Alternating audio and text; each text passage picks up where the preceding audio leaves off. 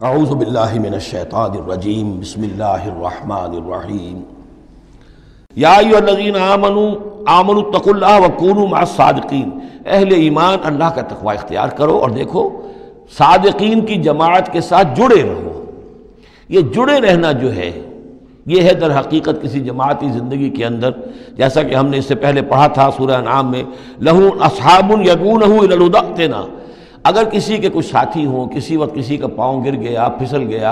تو کوئی اور ساتھی سہارا دینے والا ہو، ہاتھ پکڑنے والا ہو، کسی کی کسی وقت ہمت جو ہے جواب دے رہی ہے تو دوسرا جو ہے اس کی ہمت بنانے والا ہو، اجتماعی زندگی جو برکتیں ہیں۔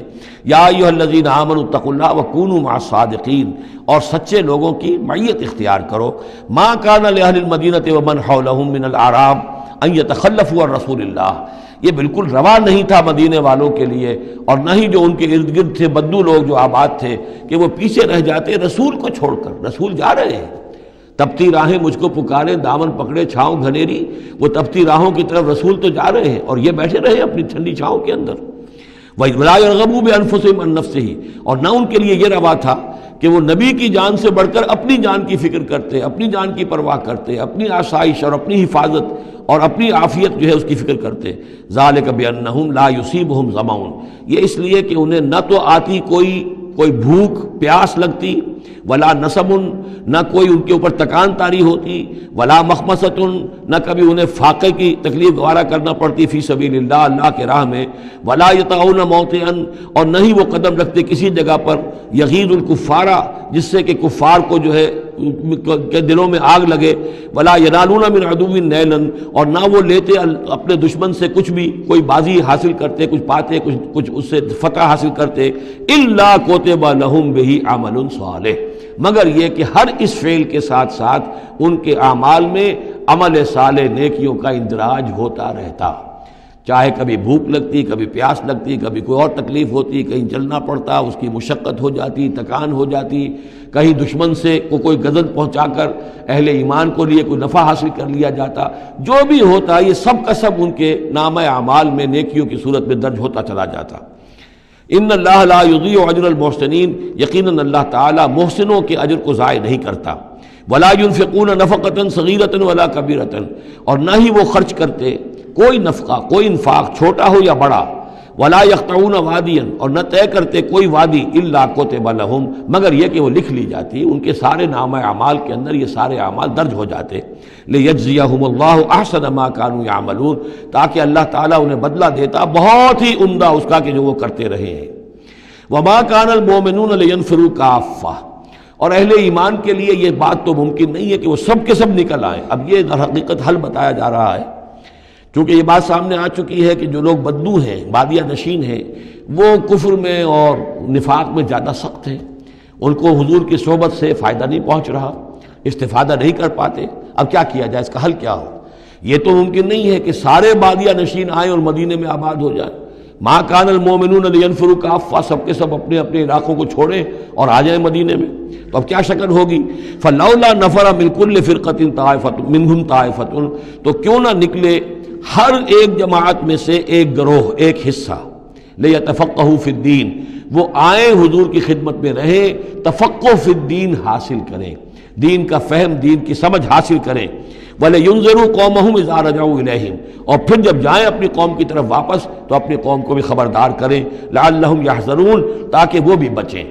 یعنی یہ ایک ہدایت کر دی گئی کہ اب تمام لوگ جو ہیں اس طریقے سے نظام بنایا جائے کہ لوگ آیا کریں گروہ در گروہ، اور یہاں مدینے میں حضور کے پاس قیام کریں، ان کی تربیت ہو، تعلیم ہو، ان کو سمجھایا جائے، سکھایا جائے، پڑھایا جائے، پھر وہ جائیں اور اپنے اپنے علاقوں میں جا کے لوگوں کے اندر اسی تعلیم کو عام کریں۔ یا ایھا الذین آمنوا قاتلوا الذین یلونکم من الکفار، اہل ایمان جنگ کرو ان کافروں سے جو تمہارے ساتھ ملحق ہیں۔ اصل میں یہ چونکہ اب حضور صلی اللہ علیہ وسلم کی جو دعوت کا بین الاقوامی یا عالمی یا آفاقی دور ہے اس کا آغاز ہو چکا ہے، اب اس کو بڑھنا ہے، تو یہاں حکم دیا جا رہا ہے اب جو دارالاسلام کی سرحد یہاں ہے تو جو کافر یہاں بستے ہیں ان سے قتال کرو، پھر وہ سرحد آگے چلی جائے گی تو اگلوں کے ساتھ قتال کرو۔ یہ قتال جاری رہنا ہے تا آ کے پوری دنیا پر اللہ کا دین غالب ہو جائے۔ جیسے کہ وہ قتال جاری رہا، قاتلوہم حتی لا تکون فتنۃ ویکون الدین کلہ للہ، جیسے جزیرہ نما عرب کی حد تک قتال کے جاری رکھنے کا حکم تھا کہ جب تک جزیرہ نما عرب سے کفر اور شرک کا خاتمہ نہیں ہو جاتا اور اللہ کا دین وہاں غالب نہیں ہو جاتا، یہ جنگ جاری رہے گی۔ اب معاملہ یہ ہے کہ حضور صرف عرب کے لیے نہیں بھیجے گئے تھے بلکہ پوری دنیا کے لیے، لہذا اب اس کے لیے یہ اعلان عام ہے، چارٹر ہے، اسی پر عمل کرتے ہوئے فوجیں نکلی ہیں۔ ورنہ جیسا کہ میں نے کئی مرتبہ عرض کیا ہے، ایرانیوں نے تو کہا بھی تھا کہ ہمارے اوپر کیوں تم چڑھ کر آ گئے ہو، یہ اللہ کا حکم ہے۔ یا ایھا الذین آمنوا قاتلوا الذین یلونکم من الکفار ولیجدوا فیکم غلظہ، اور چاہیے کہ وہ تمہارے اندر سختی محسوس کریں، نرمی نہ پائیں، سختی محسوس کریں۔ وَاعْلَمُوا أَنَّ اللَّهَ مَعَ الْمُتَّقِينَ، اور جان لو کہ اللہ تعالیٰ متقیوں کے ساتھ ہے۔ وَإِذَا مَا أُنزِلَتْ سُورَةٌ فَمِنْهُم مَّن يَقُولُ أَيُّكُمْ زَادَتْهُ هَٰذِهِ ایمانا، اور جب کوئی صورت نازل ہوتی ہے تو وہ کہتے ہیں آپس میں، پھر منافقین کا تذکرہ ہو رہا ہے، بھائی کس کے ایمان میں اضافہ ہو گیا اس صورت سے، استہزاء کے انداز میں، کیونکہ یہ بات کہی گئی ہے جب وہ آیات سنتے ہیں اللہ کی تو ان کے ایمان میں اضافہ ہوتا ہے، تو اب وہ تبصر کرتے تھے۔ وَإِذَا نَزَلَتْ سُورَةٌ أُنزِلَتْ سُورَةٌ، جب کوئی صورت نازل کی جاتی ہے، فَمِنْهُمْ، تو ان میں سے وہ لوگ بھی ہیں جو کہتے ہیں مَن يَقُولُ أَيُّكُمْ زَادَتْهُ هَٰذِهِ ایمانا، اس صورت کے آنے سے تم میں سے کس کس کے ایمان میں اضافہ ہو گیا۔ فَأَمَّا الَّذِينَ آمَنُوا فَزَادَتْهُمْ ایمانا، تو واقعتاً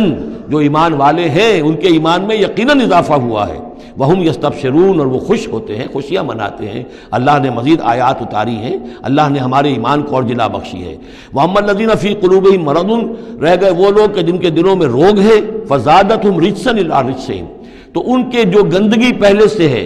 ان آیات کے نزول کے بعد بھی ان کی گندگی ہی میں اضافہ ہوتا ہے۔ وَمَاتُوا وَهُمْ كَافِرُونَ، اور وہ مرتے ہیں اسی حال میں کہ وہ کافر ہوتے ہیں۔ اولا يرون انہم یفتنون فی کل عام مرۃ او مرتین، کیا یہ منافق دیکھتے نہیں ہیں کہ ہر سال ان کو آزمایا جا رہا ہے، ایک بار یا دو بار، کوئی نہ کوئی مرحلہ آ جاتا ہے ہر سال، کوئی قتال کا مرحلہ آ گیا، کوئی اور آزمائش آ گئی۔ ثم لا يتوبون ولا هم يذكرون، اس کے باوجود نہ یہ توبہ کرتے ہیں اور نہ ہی نصیحت اخذ کرتے ہیں۔ وَإِذَا مَا أُنزِلَتْ سُورَةٌ نَظَرَ بَعْضُهُمْ إِلَىٰ بَعْضٍ، اور جب کوئی صورت نہیں اترتی ہے جس میں قتال کا ذکر بھی ہو جائے تو پھر وہ ایک دوسرے کو دیکھتے ہیں، نظر بعضهم الى بعض، کنکھیوں سے، آنکھوں میں اشارے کرتے ہیں، هل يراكم من احد، تمہیں کوئی دیکھ تو نہیں رہا؟ ثم انصرفوا، پھر وہ وہاں سے کھسک جاتے ہیں۔ صرف اللہ قلوبہم، اصل میں اللہ تعالیٰ نے ان کے دلوں کو پھیر دیا ہے، بأنہم قوم لا یفقہون، اس لیے کہ ان کے دل تفقہ سے خالی ہیں۔ اب یہ جو دو آیتیں ہیں یہ قرآن مجید کی عظیم ترین آیات میں سے ہیں۔ لقد جاءکم رسول من انفسکم، لوگوں دیکھو آ گیا ہے تمہارے پاس ہمارا رسول صلی اللہ علیہ وسلم، تم ہی میں سے ہے، انسان ہے، بنی نوع بشر میں سے ہے۔ عزیز علیہ ما عنتم، اور مسلمانوں جو تم پر کوئی بات مشکل کی ہوتی ہے وہ ان پر بھی بڑی بھاری گزرتی ہے۔ حریص علیکم، تمہارے حق میں بہت حریص ہیں، سارے خیر، ساری خوبیاں، ساری بھلائیاں اللہ تمہیں دے دے۔ بالمؤمنین رؤوف الرحیم، اور اہل ایمان کے حق میں وہ شفیق بھی ہیں، رحیم ہیں، مہربان ہیں۔ فإن تولوا، پھر بھی اگر وہ منہ پھیر لیں، فقل، تو اے نبی کہہ دیجئے، حسبی اللہ،